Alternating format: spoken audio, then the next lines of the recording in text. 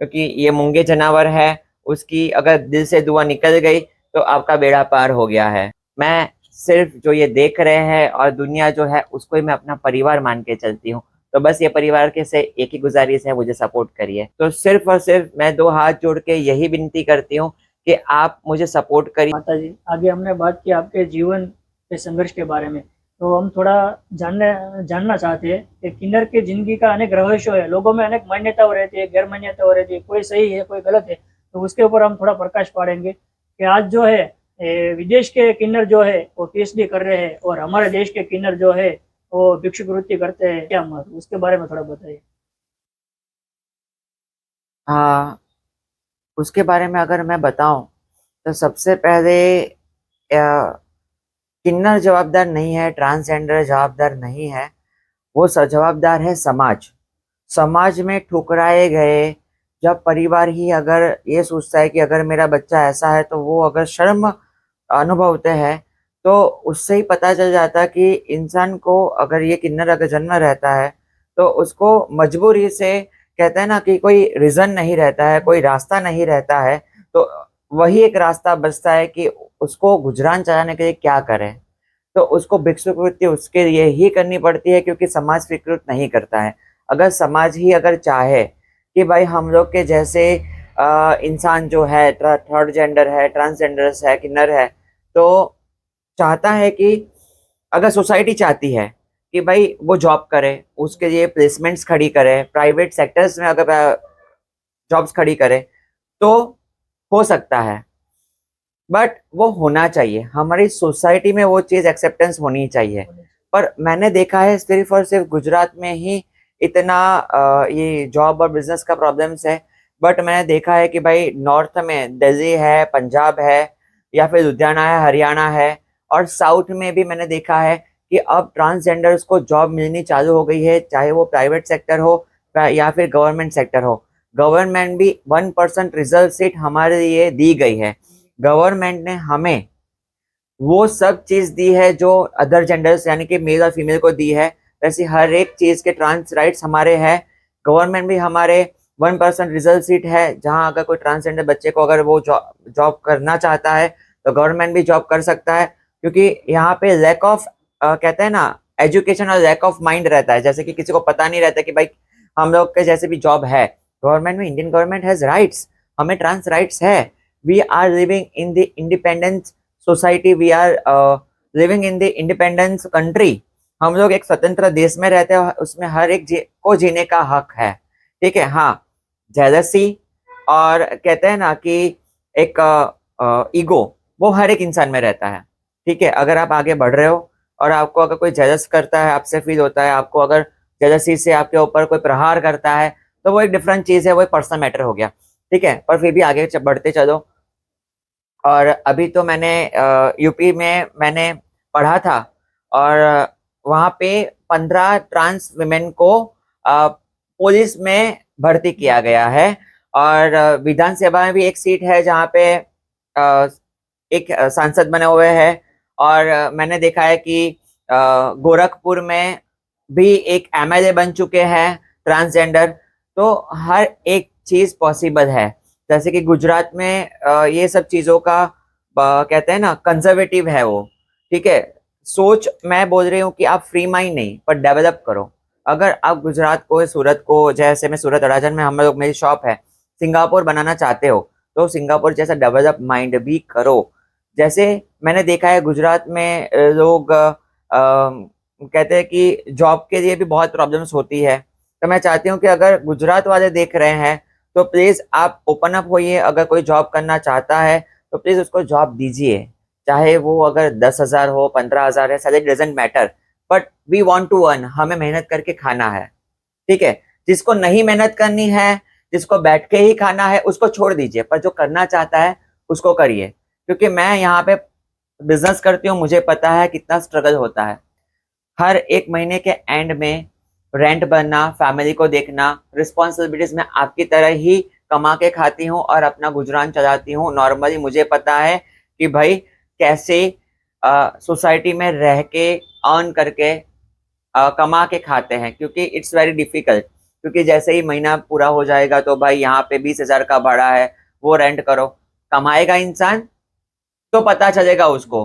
बाकी जिसको नहीं कमाना है, सिर्फ बैठ के ही सब कुछ खाना है, तो मैं उसको ये कुछ बोलूंगी नहीं, वो सजेशन मैं नहीं दूंगी। और जिसको सही में मेहनत करनी है, वो मेहनत करके कुछ भी करके अर्न करके खाएगा।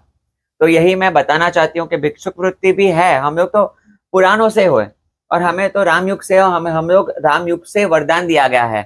तो हम हर खुशियों के माहौल में आपके साथ रहते हैं, तो वो मुझे अच्छा लगता है। हाँ, पर अभी देश बदल रहा है, सोच बदल रही है। वेस्टर्न कंट्रीज को हम लोग कल्चर, अगर ये छोटे छोटे कपड़े पहन के आप एक्सेप्ट कर रहे हो, तो हम जैसों को एक्सेप्ट क्यों नहीं करते हो? ठीक है ना। मैं सनातन धर्म से हूँ और सनातन धर्म को बिलीव करती हूँ, और सनातन धर्म को ही फॉलो करती हूँ मैं। आपने जैसे बताया कि भाई किन्नर वेस्टर्न कंट्रीज में पीएचडी करते हैं, ठीक है, तो हाँ, क्योंकि वहां पे डिफरेंशिएट नहीं करते हैं वो। पीपल दे डोंट जज वहां पे। पीपल कोई भी जेंडर को जज नहीं करता है यहाँ पे। तो अगर यहाँ पे अगर चल के भी निकले तो बोलते कि भाई ये तो चलो ना, छक्का चला, गुड़ चला, मीठा चला। तो ये सब चीजें आपकी परवरिश का नतीजा है। आप ही अपने बच्चों को ऐसा सिखाइए कि एवरी जेंडर इज सेम, और प्लीज डोंट जज बाय द जेंडर। अगर हमें वैसा अगर माहौल मिल गया तो हम भी पीएचडी कर सकते हैं, और हम डबल ग्रेजुएशन, पोस्ट ग्रेजुएशन भी कर सकते हैं। और मैंने पढ़ा था कि दिल्ली में एक ट्रांस वुमन जो है, ट्रांसजेंडर है, वो महिला डॉक्टर बनी है और हॉस्पिटल में काम कर रही है। तो वो सब चीज़ें पॉसिबिलिटी अब हो गई है। गुजरात में फर्स्ट मैं ट्रांसजेंडर बिजनेस वुमन बनी हूँ, तो मैंने बदलाव लाया। तो कहीं ना कहीं से क्रांति हो रही है, क्रांति आ रही है। गांधी जी ने अगर देश के लिए क्रांति लाए तो देश आजाद हुआ। वैसे ही कोई ना कोई पहल करेगा, क्रांति उस तभी आएगी, तभी लोगों की सोच बदलेगी, सोसाइटी की सोच बदलेगी।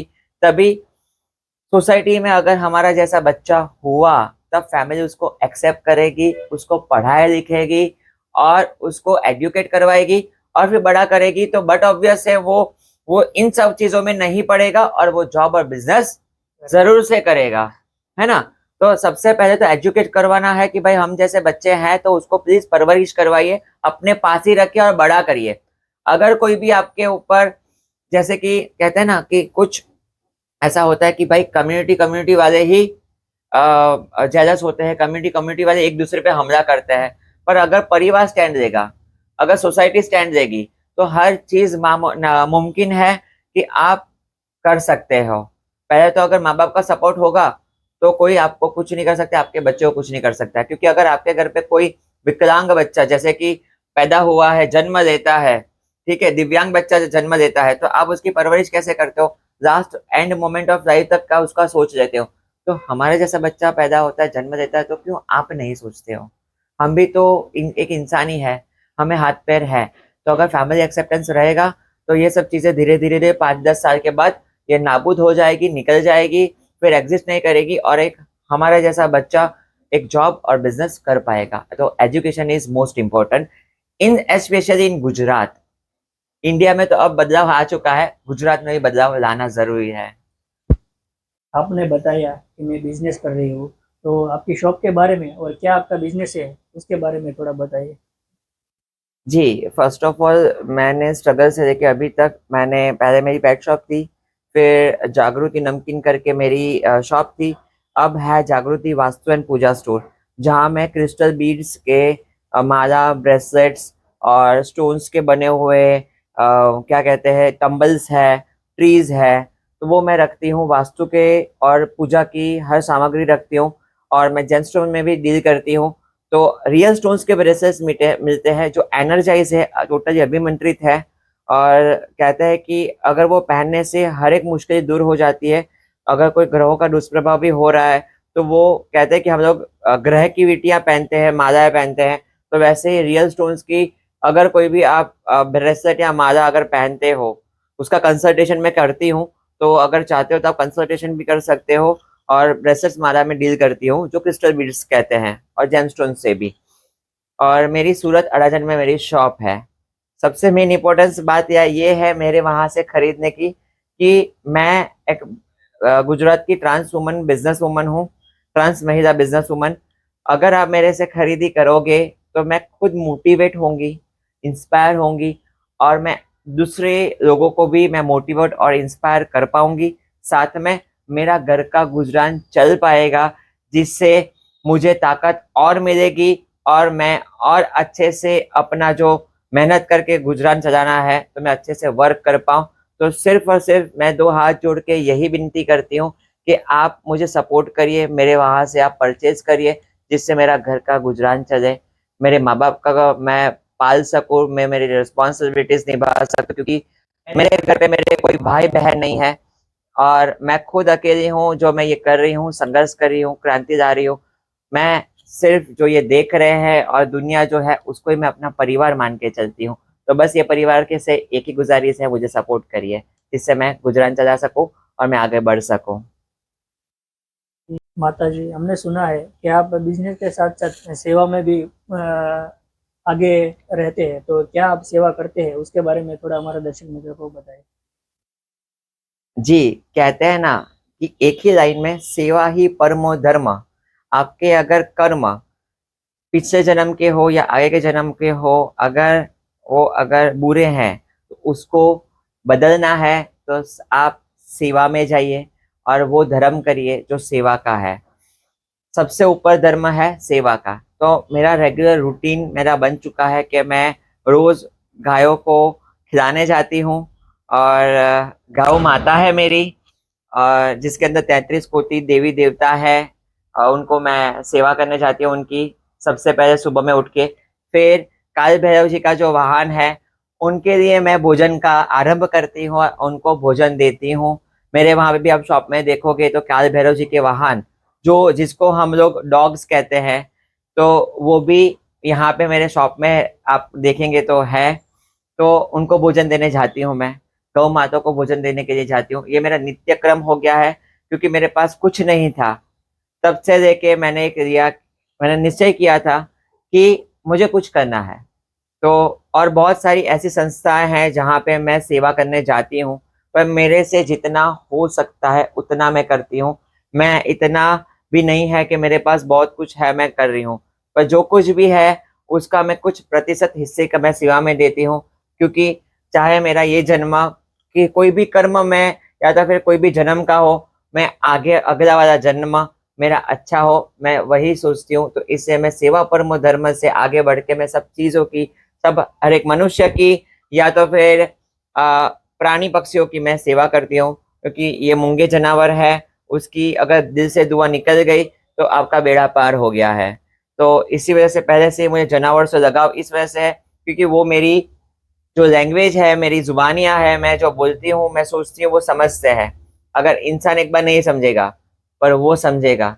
इस वजह से पहले से ही मुझे प्यार है, मैं प्राणी पशु पक्षी पे प्रेमी हूँ, और मैं उनकी सेवा में ज़्यादा रहती हूँ। सुबह से लेकर दोपहर तक का नित्यक्रम यही रहता है मेरा सेवा का। उसके बाद मेरा जो भी बिजनेस वगैरह है तो वो मैं संभालती हूँ। तो आप भी सेवा करिए और आप भी आगे बढ़िए और अपने कर्मों को अच्छा करिए।